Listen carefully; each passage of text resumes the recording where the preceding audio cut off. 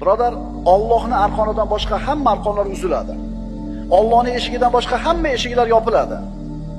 Alloh azza va jalla yaqin bo'lgan zot. Duolarni eshitadi, ularni ijobat qiladi. Robbimiz mana shunday zot. Sen banda Allohga muhtojsan. Alloh esa sendan behojat. Sen zaifsan.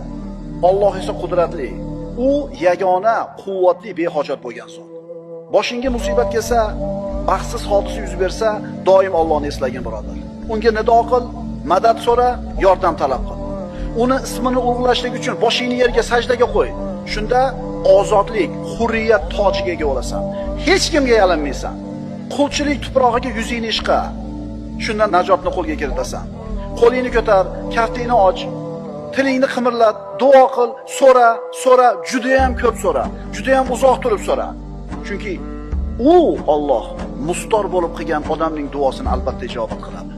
Mustorning duosini ijobat qilgan, hozir ham ijobat qiladi, bundan keyin ham ijobat qiladi. Shuning uchun birodar, Allohdan so'ra.